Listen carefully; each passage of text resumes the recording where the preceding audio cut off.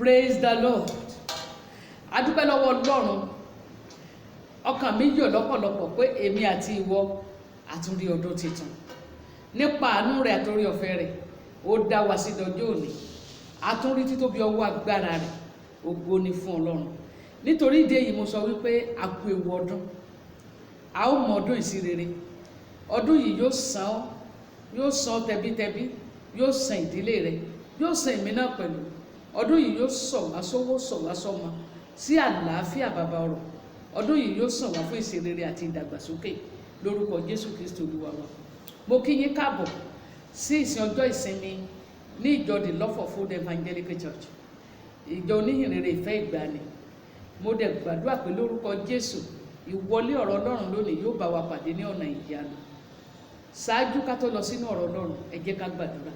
Ní orúkọ Jésù, ayérayé ọba àwọn ọba, mo gbé yín ga, mo ṣe yín lọ́ba torí pé ẹ jẹ́ Ọlọ́run fún wa.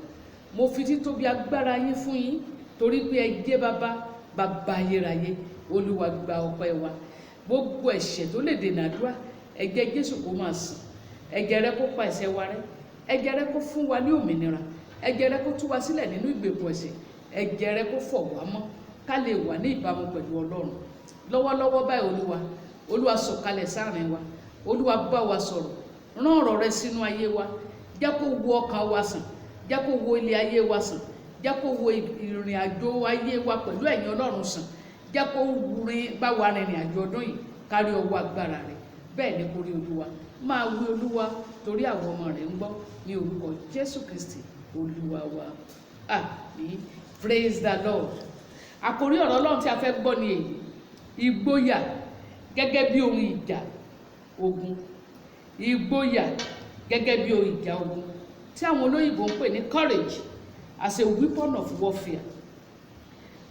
Ibi kíkà tí a yàn fún àkòrí náà ni Deuteronomy 31 ẹsẹ̀ kẹfà sí ìkẹjọ.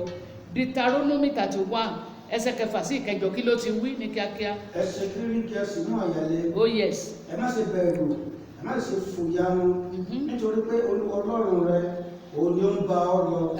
Òun kì yóò sì fi ọ́ sílẹ̀, bẹ́ẹ̀ ni kì yóò kọ̀ ọ́.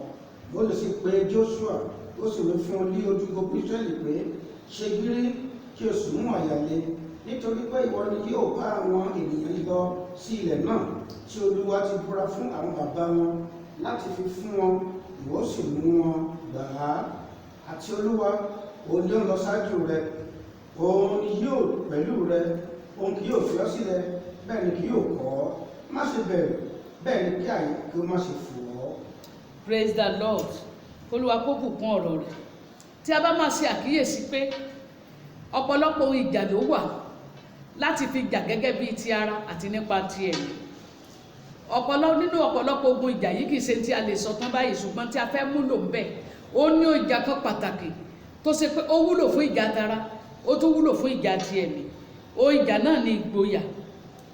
Tí a bá kíyèsí, tí èèyàn kò bá ní ìgboyà, kò lè ṣe ohunkóhun kan tó níláárí. Ìgboyà ṣe pàtàkì. Ìgboyà ó wúlò nínú ogun ẹ̀mí. Ìgboyà ó wúlò nípa ogun ti ara.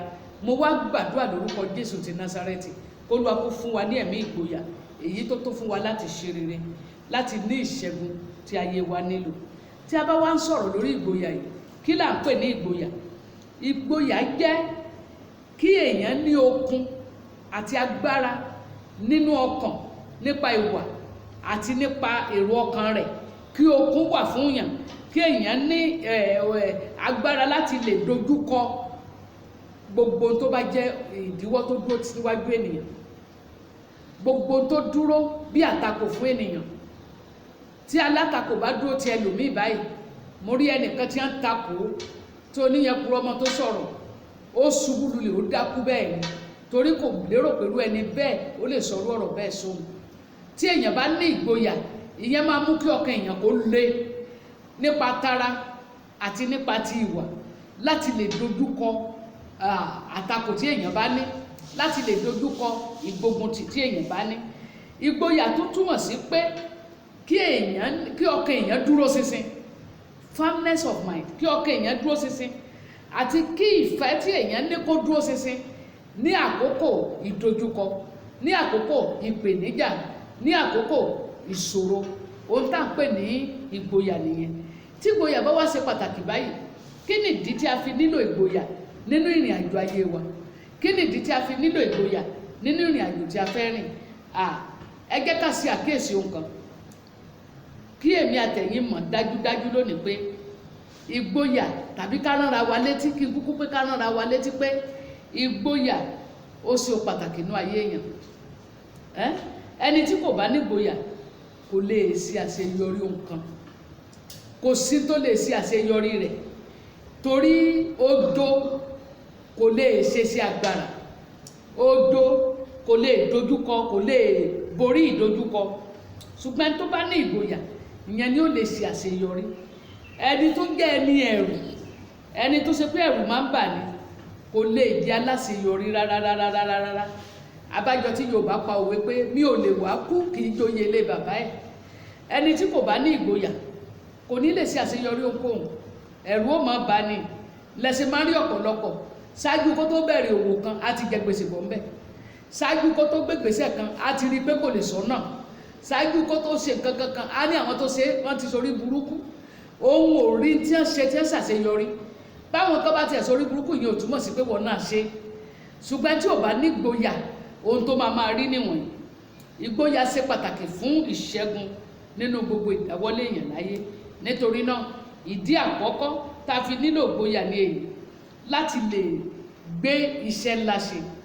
Tí a bá yan iṣẹ́ fún wa gẹ́gẹ́ bí Olúwa ti pe Jóṣúà tó yan iṣẹ́ fún un nínú ìwé Jóṣúà orí 1 ẹsẹ̀ 5 sí 7, kí ló ti wí? Kì yóò sí ọkùnrin kan tí yóò lè dúró níwájú rẹ ní ọjọ́ ayé rẹ gbogbo. Gẹ́gẹ́ bí mo ti wà pẹ̀lú Mósè, bẹ́ẹ̀ ni èmi ó sì wà pẹ̀lú rẹ. Èmi kì yóò fi ọ́ sílẹ̀, bẹ́ẹ̀ ni mi kì yóò kọ̀ ọ́. Ṣe gírí kí o sì mú àyà le, nítorí ìwọ ni yóò pín ilẹ̀ náà fún àwọn ènìyàn yìí, ilẹ̀ tí mo ti búra fún àwọn bàbá wọn láti fi fún wọn.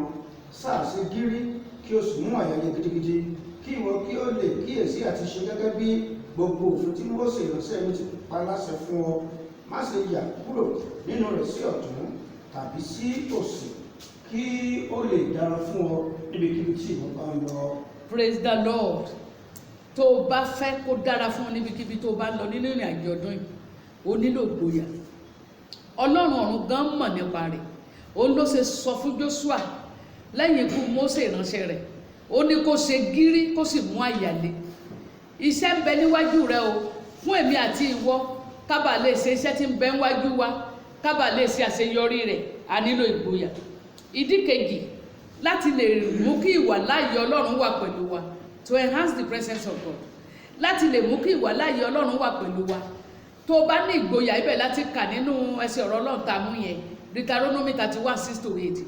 Ó ní èmi ń bẹ pẹ̀lú rẹ, nítorí náà ṣe gírí kó o ní ìgboyà láti lè rí wípé Ọlọ́run wà pẹ̀lú rẹ. O nílò ìgboyà. Ohun kẹta, láti lè jẹ́ kí n tí ò ṣe ṣe di ṣíṣe. Ìyẹn ló ṣẹlẹ̀ sí Dáfídì nígbà tó dojúkọ Gòláyátì.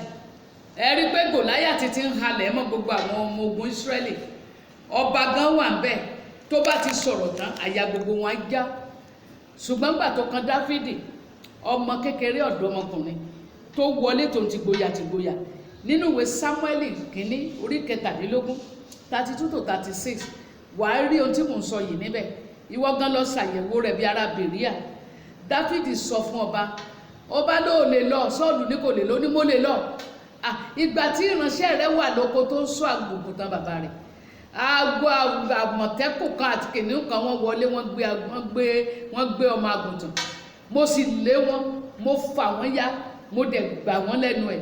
Ó ní Ọlọ́run tó wà pẹ̀lú mi yẹn, òun náà ni mo fi ọkùnrin aláìkọlà tó ń gan ogun Ọlọ́run yìí wé, ó ló máa pẹ̀lú mi.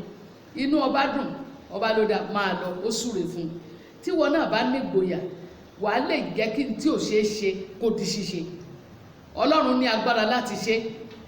Tó o bá ní ìgboyà, wàá lè ṣe eléyìí. Ohun kẹrin tó fi ṣe pàtàkì fún èmi àtiwọ́ láti ní ìgboyà, ó ní pé ká lè rí èrè iṣẹ́ ìsìn wa. Mo wà nínú 2 Chronicle 15:7.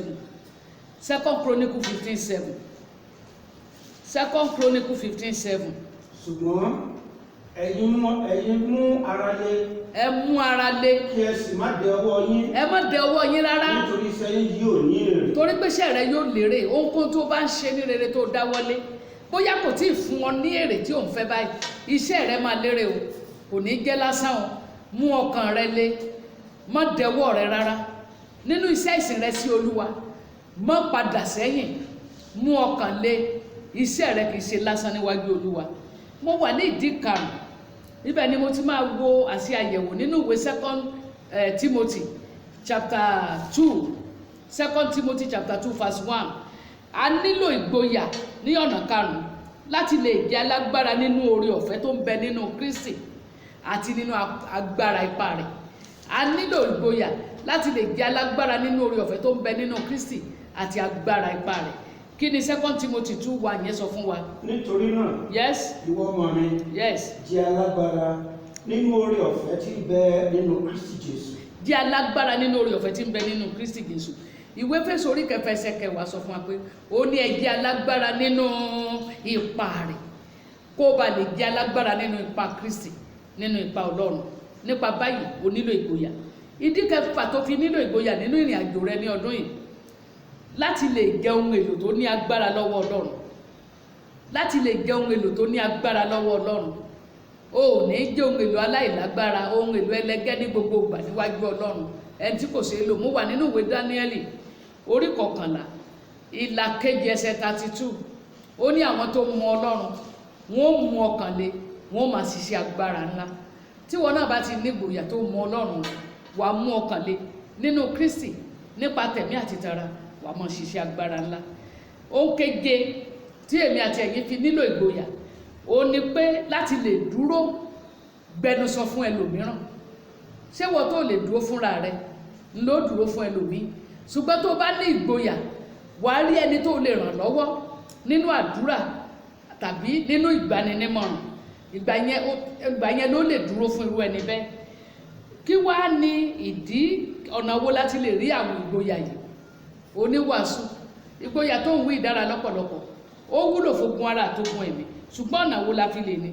ọ̀nà kíní tó fi lè ní ni pé o gbọ́dọ̀ ní ìpinnu tó lágbára, ìpinnu ẹ̀sìn ọ̀kọ́kú, ìpinnu ẹ̀sìn ọ̀kọ́kú tó ní agbára, gẹ́gẹ́ bí Esther ti ní nígbà tiẹ̀ nínú ìwé Esther orí 4 ẹsẹ̀ 14. ó ní ẹ kó àwọn tó wà ní Ṣúṣánì jọ, kẹ́ gbààwẹ̀ fún mi fún ọjọ́ 3. èmi náà ṣe bẹ́ẹ̀ gẹ́gẹ́. lẹ́yìn èyí máa wọlé tọba lọ, bí mo bá ṣègbé mo ṣègbé. ẹ rí pé ìpinnu tí ò fi ti kú ṣe nìyẹn. Paul apọ́sù náà ṣe bẹ́ẹ̀ nínú ìwé Fílípì orí 1 ẹsẹ̀ 21. ẹ rí pé lẹ́yìn àwẹ̀ yìí tí Esther wọlé tọba lọ, kò kú o, ikú ò pa o, ohun tó rí ni ojú rere. ìwọ náà gbọ́dọ̀ jẹ́ tó ní ìpinnu tó ga. kí ló ń ṣẹlẹ̀? kí ló ń ṣẹlẹ̀ nínú Fílípì orí 1 21? Praise the Lord. bákan náà ni Dáníẹ́lì náà ṣe nígbà tiẹ̀ nínú ìwé Dáníẹ́lì orí 4 ẹsẹ̀ 10. a rí wípé Dáníẹ́lì lẹ́yìn ìgbà tí wọ́n ti ṣòfin tán, tó dẹ̀ mọ̀ pé torí tó ní pé kọ́ mọ́ béèrè oko lọ́wọ́ ẹnìkan, ó wọ yẹ̀wù rẹ̀ ló ṣí wíńdò sílẹ̀, ó dẹ̀ gbàdúrà. gbogbo wa ló mọ tó ṣẹlẹ̀ lẹ́yìn yẹn. ó di aṣẹ́gun. àwọn wá ń sin Ọlọ́run Dáníẹ́lì. gbogbo àwọn alépa rẹ̀, àwọn ọ̀tá rẹ̀, wọ́n fi wọ́n ṣe oúnjẹ fún kìnìún. ó kejì, ní ọ̀nà kejì tí a fi lè ní ìgboyà, ó ní pípa kíka ọ̀rọ̀ Ọlọ́run àti ṣíṣe àràtàrò nínú rẹ̀. nínú ìwé Jóṣúà orí 1 ẹsẹ̀ 8, Ọlọ́run pa láṣẹ fún pé ìwé òfin yóò gbọdọ̀ kúrò ní ẹnu rẹ̀. bákan náà ni àṣẹ náà sì wà fún èmi àtiwọ náà lónìí. tábà wá déwé Kólósì orí 3 ẹsẹ̀ 14, ó ní jẹ́ kí ọ̀rọ̀ Ọlọ́run kó máa gbé inú yín lọ́pọ̀lọpọ̀. ìwọ náà jẹ́ kí ọ̀rọ̀ Ọlọ́run máa gbé inú rẹ̀.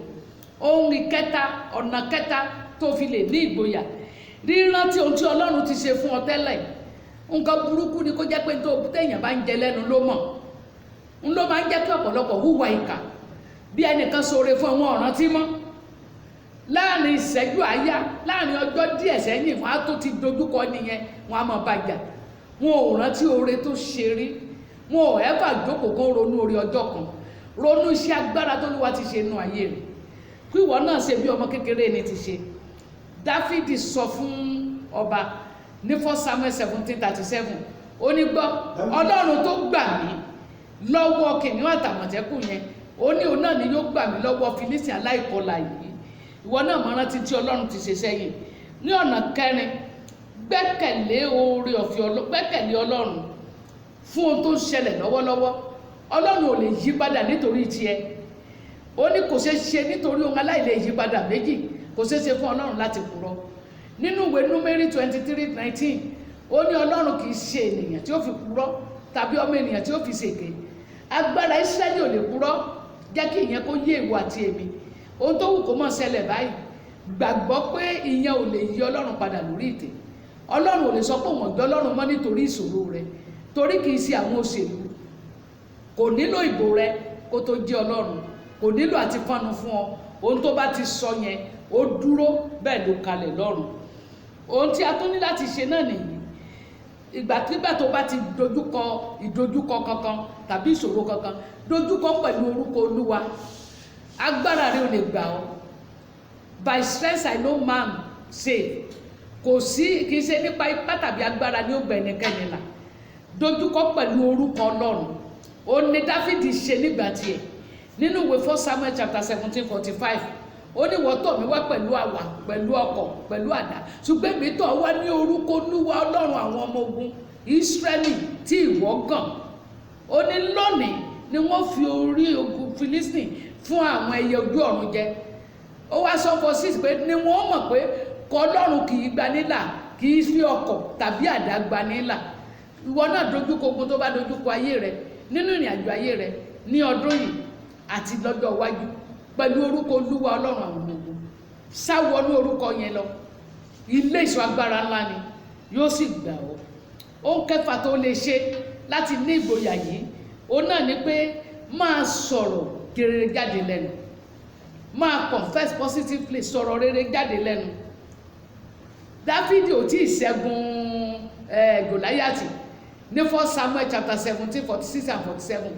Ó ti sọ fún un pé màá ṣẹ́gun ẹ. Ó ti wọ́n dẹ̀ ṣe fún ọ rè. Nígbà yìí ohun tí ó ṣẹlẹ̀ nígbà bá ṣẹ́gun ẹ tán nìyí. Ṣáwa náà lè ṣe bẹ́ẹ̀. Àbí kíkú tó dé wà ti kú ṣáájú kú. Àbí kógun ká tó ṣe fún ẹ ló ti wólẹ̀, ló ti sọ̀rẹ́ńdà. O ní láti jẹ́ ẹni tó ń sọ̀rọ̀ tó dára jáde lẹ́nu. Sọ̀rọ̀ gidi sí ọ̀rọ̀ ayé rẹ̀. Má sọ pé ṣé ìsorí ìní ọ̀pá ọ, ṣé ìṣẹ́nú ìní ọ̀bà tiẹ̀ jẹ́, ṣé ìṣẹ́nú ogun ìlú òkú sí, ó lè kú sógun. Jésù wọ òkú sógun, ìwọ náà ní kú sógun. Ikú rẹ̀ láti rà wá padà ni. Pé ọ̀sẹ̀ bí ọ̀pá lórí àgbélébùú, yes, láti ra èmi àti ìwọ padà ni. Kémi rẹ má bàa kúkú ayérayé. Nítorí ìdí èyí, má sọ̀rọ̀ rere sínú ayé rẹ̀. Ní àkótán rẹ̀, tí ọ̀rọ̀ tí o bá ń sọ àti ìgbésẹ̀ rẹ àti ìgboyà rẹ tí lẹ́yìn pẹ̀lú àwẹ̀ àti àdúrà. Fi àwẹ̀ àti àdúrà tí lẹ́yìn. Ẹ jẹ́ ká kẹ́kọ̀ọ́ lára Ẹ́sítà, ó fi àwẹ̀ àti àdúrà tí lẹ́yìn, ó dẹ̀ rí ojú rere.